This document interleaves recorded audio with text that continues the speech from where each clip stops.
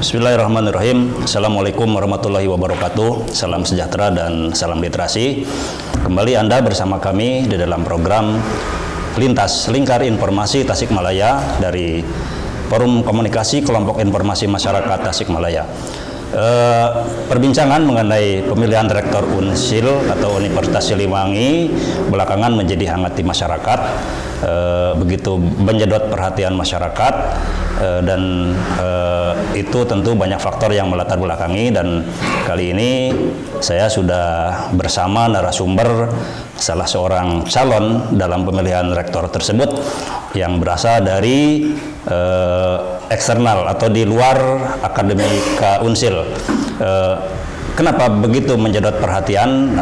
Salah satunya mungkin juga karena hadirnya calon dari eksternal Unsil. Bersama saya sudah hadir Bapak Profesor Muradi. Selamat sore, Profesor. Assalamualaikum warahmatullahi wabarakatuh. Baik, Profesor. Ya. Anda tiba-tiba hadir di Tasikmalaya dalam kontestasi pemilihan rektor Unsil, dan ternyata begitu mendapat perhatian banyak masyarakat. Ya. Begitu ramai menjadi bahan perbincangan. Kira-kira Anda menyikapi persoalan tersebut seperti apa? Ya, saya ingin cerita dulu sebenarnya soal kenapa saya ke Tasik ya. Jadi memang sekitar bulan Agustus September itu teman-teman Tasik datang ke Bandung. Mereka waktu itu mencari orang yang dianggap bisa menjadi dekan atau dekan FISIP waktu itu. Waktu itu saya bilang saya nggak mengiyakan karena waktu itu ya saya pikir cuma tawaran basa-basi ya. Jadi bukan untuk ikut rektor, kontestasi pemilihan rektor. Itu panjang nanti ceritanya, saya cerita dulu makanya. Dari situ saya kemudian minggu depannya saya datang ke Tasik. Di Tasik kemudian dia presentasi sebagai calon. Waktu itu bagaimana mengembangkan FISIP ya. Selesai saya itu kemudian kami makan siang pulang. Nah, seminggu kemudian dikontak lagi, bisa nggak ke Tasik lagi? Ada apa lagi kan? Masih lama kan kalau dekan kan pada nanti bulan Mei 2022 kan, setelah rektor beres baru Bapak dekan. Terus saya ketemu dipanggil lagi karena waktu saya ada beberapa kegiatan di Priangan Timur, di Garut sama di Ciamis. Saya datang ke Tasik. Ditawari saya jadi rektor. Saya bilang ini serius atau tidak? Ini serius karena begitu mereka membaca visi misi saya, rencana dan segala macam, ternyata mereka cocok. Dari situ kemudian saya minta waktu 1 minggu untuk yang ngobrol dengan keluarga dan sebagainya, karena jadi rektor dengan dekan kan berbeda. Kalau dekan kan menjalankan visi misi rektor ya. Nah, kalau rektor kan harus buat visi misi kebijakan dan sebagainya. Nah, saya tanya sama keluarga, tanya anak-anak dan sebagainya, sampai kemudian pada level tertentu saya tanya sama Tuhan kan. Saya sholat istiqoroh di kelamaan kira-kira apa sih? Jangan-jangan saya ini cuma sekedar godaan dan sebagainya. Seminggu ini saya datang, saya juga kemudian ke Jakarta. Kira-kira kalau saya rektor ada garansi nggak yang 35%? Memang serius. Perolehan suara 35% dari kementerian. Kamu serius? Gitu. Serius kalau memang ini. Oh ya sudah, coba dicek dulu sana. Nah, saya sampaikan ngobrol. Nah, waktu itu akhirnya oke, kita sepakati. Nah, waktu itu yang mendorong kan dekan FISIP ya, yang sekarang jadi salah satu kandidat juga. Singkat cerita, awal Desember kemudian begitu mau pengambilan formulir, saya Rabu sore itu masih kontak-kontakan dengan Prof Is ya, yang dekan itu. Prof nanti datang kapan? Saya Kamis pagi sih waktu itu karena hari Jumat saya rencana mau ngambil formulirnya. Nah ternyata saya nyampe pagi baru sampai Raja Pola, teman-teman di Bandung di Tasik WA saya telepon berkali-kali, saya nggak angkat kan lagi nyetir. Nah ternyata Prof Is ngambil formulir untuk dekan. Untuk dekan enggak formulir calon rektor. Oh sudah mulai ke rektor. Saya bilang kok jadi Prof Is kok jadi Prof Is yang maju bukan saya. Enggak, ini kita ngobrol. Nah waktu itu akhirnya saya tanya baik-baik kan. Ini Prof Is nyuruh saya maju serius atau enggak? Karena Anda kan sudah minta saya maju tapi Anda ngambil formulir. Nah, waktu itu diskusinya adalah beliau cuma sekedar ambil formulir saja segala macam, nggak akan dikembalikan segala macam. Singkat cerita malah serius. Nah, malah kemudian jadi rame. Saya waktu itu memilih untuk menyerahkan mandat saya. Saya bilang saya datang ke sini sebagai calon dekan. Waktu itu saya mau nggak jadinya rektor karena ada provinsi maju. malah berbalik, teman-teman FISIP nggak usah. Provis maju bukan sama FISIP, makanya kemudian saya akhirnya diusung dan sampai hari ini dari FISIP saya calon. Karena Profesor sendiri dari FKIP, ya? majunya, makanya sudah akhirnya saya maju. Saya akhirnya ngomong berdua dengan Provis, kalau Anda bahasa Anda kan sudah agak jengkel ya. Anda jangan main dengan saya, kalau mau serius maju, ayo maju, saya dukung. Enggak kok, saya nggak akan sampai pada level tertentu. Akhirnya ya hari ini faktanya dia ngambil formulir, dia kembalikan formulir dan kemudian ikut dalam kontestasi dalam seperti ini. Baik, Profesor Muradi ini guru besar ilmu politik dan keamanan di Universitas Padjadjaran Bandung. Anda ini memiliki reputasi nasional, regional, tapi Anda tertarik dengan Unsil. Apa yang melatar belakang? Ada 4 hal ya. Yang pertama, kampus ini kampus negeri. Ya, kampus negeri tapi diolah tidak cukup baik lah saya nyebutnya. Karena apa? Karena setelah saya dari mulai tadi Agustus September sampai bulan awal Desember ya, itu kan saya ngumpulkan banyak bahan. Itu banyak gapnya. Jadi kampus sudah PTN tapi karakter kulturnya masih swasta. Masih lokal. Bukan, kalau saya bicara masih swasta. Swasta begini, dia hierarkinya terlalu kuat, kemudian senioritasnya terlalu kuat dan sebagainya. Padahal di konteks negeri itu harusnya ya dia lebih terbuka, lebih open, lebih bisa kemudian mendorong proses interaksi yang lebih akademik ya dan sebagainya.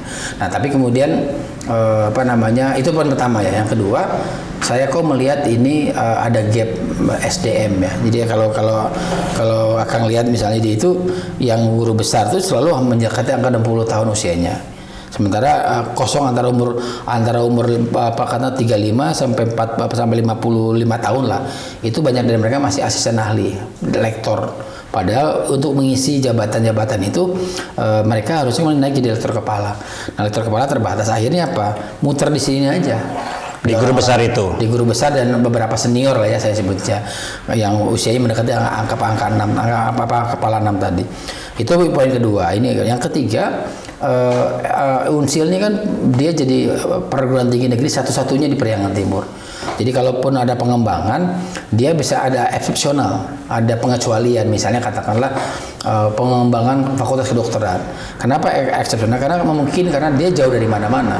Ke Bandung 130-150 kilo, ke Purwokerto 120 kilo, ke Jogja itu jauh lebih jauh lagi, mungkin sekitar 250 kilo.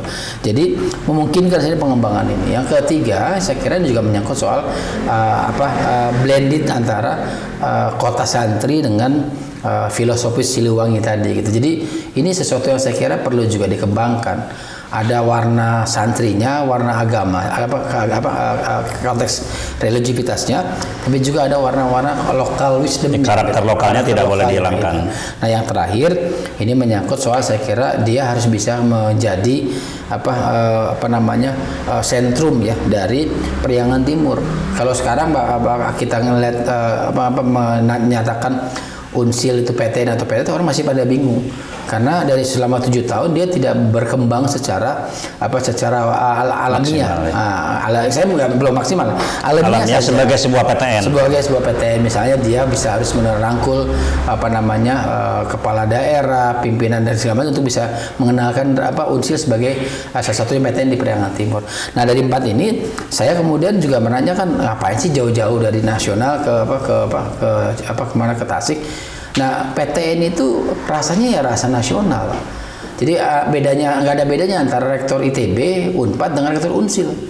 Kalau saya bisa rektor Unper gitu ya, maka ada gap yang berbeda. Tapi kalau PTN itu sama. Hanya beda tadi ada level 3 level kan, 3 grade ya. Ada Satker, ada BLU, ada PTNBH. Sebagian di Jawa Barat kan sebagian sudah kayak UI, IPB, kemudian Unpad, ITB kan sudah PTNBH. Nah, saya pengen dorong supaya ini lebih leluasa dan lincah, dia dorong jadi BLU dulu. Badan Layanan Umum Pendidikan namanya. Ini yang kemudian dia bisa nanti ngolah dana sendiri, bisa lebih lincah. Misalnya katakan undang bapak-bapak semua di sini untuk bisa jadi dosen tamu dan sebagainya, yang memang lebih bisa ditata kelola sendiri seperti itu.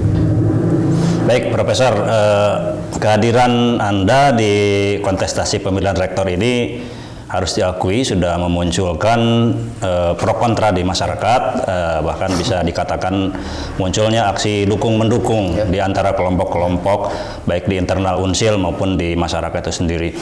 Sejauh mana Anda memandang politik kampus, apakah masih wajar atau memang sudah berlebihan adanya aksi dukung-mendukung seperti ini? Kalau politik kampus harusnya ada 3 hal, Pak. Pertama, uji gagasan. Kalau saya punya gagasan A, ada nggak yang kritik dari gagasan itu sendiri? Yang uji gagasan nanti dia tidak dalam posisi menyerang personal, ya. Jadi katakanlah saya punya gagasan misalnya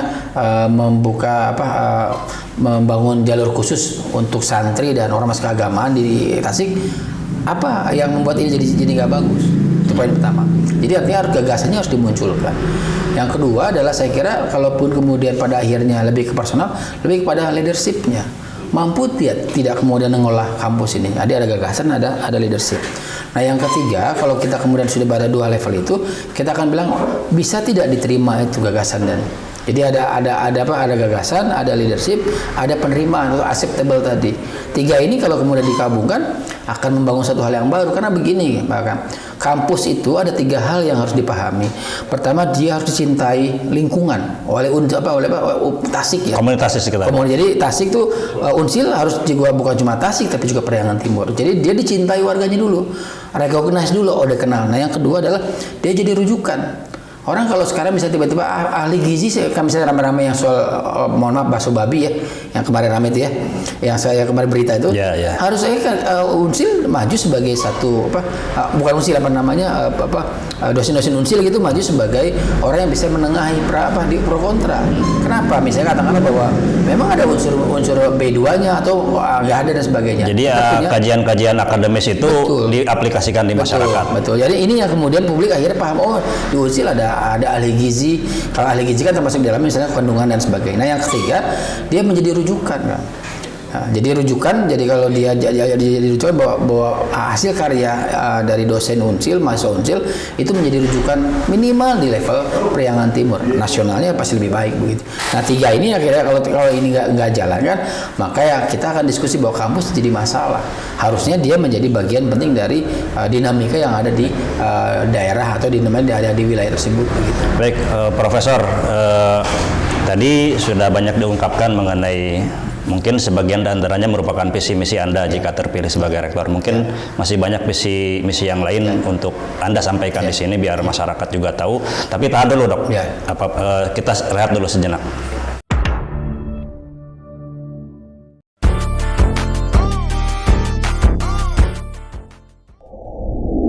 Baik, terkait dengan pemilihan rektor Unsil ini, kami masih bersama salah seorang calon rektor, Profesor Muradi. Tadi sudah disampaikan sekilas tentang visi dan misi, tapi lebih jelas tentang visi misi tersebut kita ungkap lebih dalam. Profesor, sebenarnya mau dibawa kemana Unsil ini kalau misalkan seandainya Anda terpilih menjadi rektor? Jadi ada 3 tahapan yang saya kira perlu juga saya akan sampaikan. Pertama, tahapan untuk tata kelola internal, ya. Internal itu bisa tadi sumber daya manusia, fasilitas, kemudian akses dengan alumni dan sebagainya. Yang kedua, tahap kedua adalah tahapan kemudian dikenal oleh publik. Artinya dia kemudian nanti saya membayangkan kita punya database kepakaran. Jadi nanti masing-masing universitas, masing-masing fakultas itu punya data pakar. Di mana dia kemudian menjadi sumbangsi. Karena di Tridharma itu ada 3 ya. Pendidikan, pengajaran sama pengabdian masyarakat. Nah, yang 3 ini yang belum terlalu bisa dirasakan oleh publik. Nah, yang ketiga, tahapan yang ketiga adalah kita kemudian bisa setara dengan kampus-kampus di Jawa Barat. Minimal itu dulu. 4 tahun ke depan itu yang kemudian saya akan lakukan. Kenapa? Ini juga menyangkut soal apa sih kebutuhan penting dari publik di Tasik. Satu yang kemudian saya kira menjadi penting, Tasik ini belum ada fakultas kedokteran. Kita punya peluang untuk mengajukan itu. Kenapa? Karena kita satu-satunya perguruan tinggi di Periangan Timur. Jarak dari Bandung 150 kilo ke Purwokerto 120 kilo. Ada potensi pengembangan. Nah, artinya dengan kondisi hari ini, saya ingin mengatakan bahwa Unsil harus bisa jauh lebih maju. Nah, tahapan-tahapan itu ya mungkin 1 sampai 3 tahun pertama ya saya akan benar memperbaiki SDM. Nggak boleh lagi misalnya adalah orang yang sudah usia di atas 58-59 tahun itu masih berharap pegang posisi. Mereka harus diarahkan tetap jadi supervisi namanya. Kenapa? Dia guru besar itu ya harus kemudian didorong, kalau dia nggak bisa di dalam, didorong keluar. Entah dia jadi tenaga ahli dan sebagainya. Dia harus kemudian menjadi teman untuk berdiskusi anak-anak muda. Katakan misalnya gini, saya nyebutnya misalnya dia supervisi untuk calon-calon guru besar.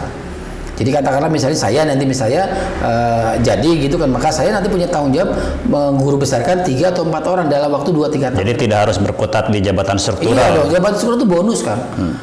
Jadi tugas dari dosen dari perguruan tinggi cuma 3 tadi, pengabdian, penelitian, sama pendidikan. Di luar itu namanya bonus, namanya tugas tambahan. Di undang-undang guru dan dosen begitu, di statuta Unsil bahkan juga disebutkan seperti itu. Jadi buat saya sebenarnya bukan jabatan yang dikejar, tapi bagaimana mengembangkan Unsil sebagai satu entitas akademik yang bisa memberikan stimulasi baik buat Tasik, Priangan Timur, Jawa Barat, nasional dan mungkin internasional seperti itu. Baik, Prof, terhadap apa yang barusan disampaikan, Anda sebagai calon eksternal disebut-sebut tidak memahami kultur atau falsafah lokal di Unsil sendiri. Bagaimana tanggapan Anda? Pertanyaan saya, falsafah lokal yang mana? Kalau Siliwangi itu saya ketua Dewan Pakar Persatuan Pengurus Pusat Angkatan Muda Siliwangi. Saya tiap hari berkutat dengan Wangsit Siliwangi, dengan hal yang berkaitan dengan Siliwangi. Saya juga ngajar di Sesko TNI, Sesko AD. Jadi buat saya Siliwangi sudah menjadi bagian penting dalam hidup saya selama 30 tahun. Jadi kalau dikatakan tidak paham, pertanyaan saya yang tidak paham itu yang mana? Artinya itu pertanyaan yang harus dijawab juga teman-teman. Jangan-jangan malah teman-teman di internal juga malah lebih nggak paham. Karena kepalanya bagaimana? Lo beneran kan? Saya mau berdiskusi makanya dengan teman-teman yang katanya paham soal filosofi Siliwangi. Ya. Justru saya kemudian dalam 4 sampai 6 bulan dari mulai Agustus sampai bulan ini ya, itu kan saya menyerapi betul. Apa sih esensi kota santri itu? Ternyata ada satu yang hilang kan. Menurut saya ya. Apa itu? Integrasi antara kampus dengan pesantren dan ormas keagamaan. Tidak ada kesatuan antara pesantren dengan perguruan tinggi. Jadi begini, perguruan tinggi kan harus jadi mercusuar bagi kehidupan yang ada di wilayah. Nah, salah satu yang kemudian indikasi bahwa mereka berinteraksi adalah ada akses khusus dari teman-teman pesantren, ormas keagamaan untuk masuk bisa Unsil. Tapi bukan masuk yang fakultas agama Islam, fakultas yang lain. Kenapa? Karena dalam filosofis pendidikan itu ada namanya jangan inbreeding. Inbreeding itu begini, SD, SMP, SMA, misalnya katakanlah Persis atau NU atau Muhammadiyah. Banyak kuliah juga di Universitas Muhammadiyah, Universitas atau Universitas NU gitu kan. Harus mereka berkembang ke yang lain supaya perspektifnya jauh lebih Baik, ini menarik sekali Prof. Artinya komunitas pesantren diberi akses untuk belajar di Universitas Siliwangi. Dan itu ada namanya diskresi dari kemudahan untuk masuk. Artinya bukan kemudian kita memberikan ruang. Ya, ada jalur yang memang kita siapkan. Kenapa? Itu bagian dari supaya tidak inbreeding, supaya tidak saling dari A sampai Z. Jadi kalau misalnya kita bicara soal dakwah pendidikan, yang dakwah pendidikan itu yang paling efektif adalah ke masyarakat. Nah, salah satu forumnya, wadahnya adalah di kampus. Silakan setelah dari kampus nanti dia jadi ahli politisi atau jadi teknisi atau jadi ahli ekonomi dan sebagainya. Tapi dengan karakteristik pendakwah pendidikan yang lebih menjaga mengintegrasi antara keagamaan dengan local wisdom tadi yang disebut sebagai bahasa awal tadi kan. Jadi buat saya ini akan memudahkan teman-teman ormas keagamaan dan juga pesantren ya, santri dan sebagainya untuk bisa diterima di Unsil. Kita akan memberikan slot ya alokasi untuk bapak-bapak untuk adik-adik kita dan bisa mengakses di Unsil. Tapi tadi tetap mekanismenya harus dilakukan antara Unsil dengan nanti ormas keagamaan dan Unsil dengan pesantren supaya tidak kemudian seolah-olah semua bisa mengakses. Ada slotnya, ada aturan yang diberlakukan. Betul. Itu dia dilakukan dengan MOU tadi gitu. Baik, Prof.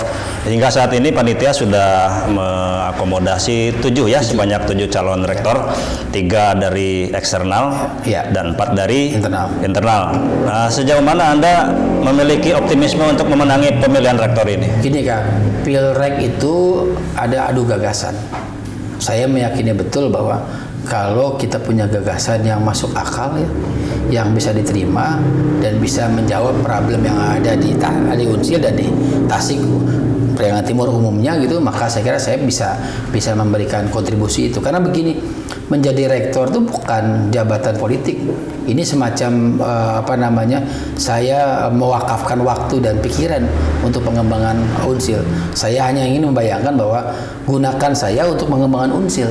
Saya punya akses di nasional, saya punya akses di regional. Yuk bareng-bareng supaya kemudian membawa Unsil lebih baik.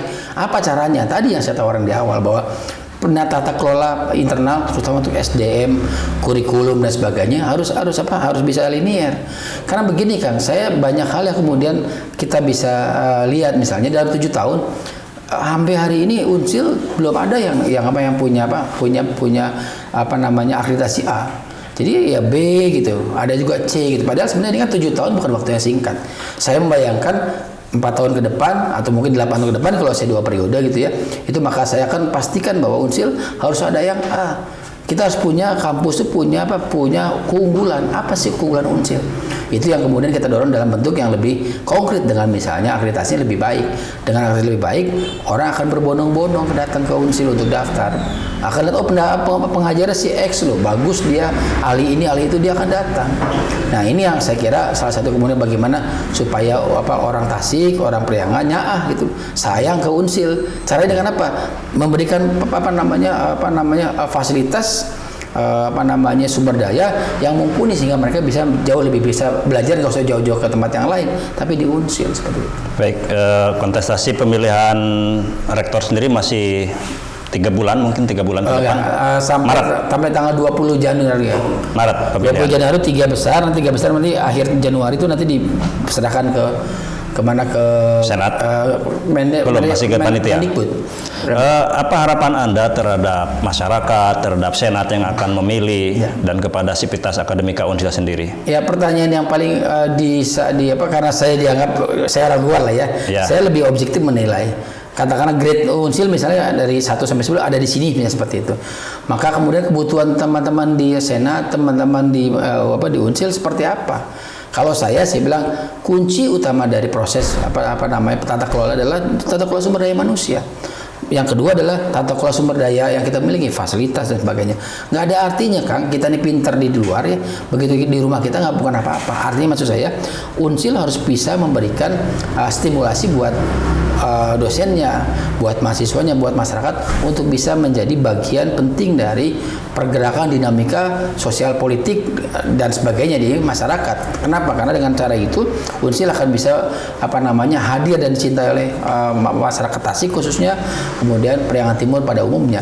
Dari situ baru kita akan bisa melihat kebutuhan seperti apa. Saya sih melihat bahwa keberadaan Unsil ini jauh lebih strategis kalau dia menata kelola internalnya lebih baik. Karena sampai hari ini kita bilang bukan berarti yang sudah ini jelek tidak, tapi kurang optimal. Optimalisasi sumber daya dan sebagainya saya kira menjadi salah satu kunci untuk mengembangkan. Terima kasih Profesor atas penjelasannya, dan kita memberi ruang yang sebesar-besarnya bagi calon rektor ini, terutama dikaitkan dengan keberadaan calon rektor dari eksternal yang memang ini perlu diketahui oleh masyarakat secara lebih bijak, lebih baik dan lebih utuh dalam menilai kehadiran rektor dari eksternal ini. Dan harapan kita tentu dengan pemilihan rektor ke depan ini semoga nanti bisa menempatkan Universitas Siliwangi sejajar dengan perguruan tinggi lainnya di Jawa Barat dan di Indonesia.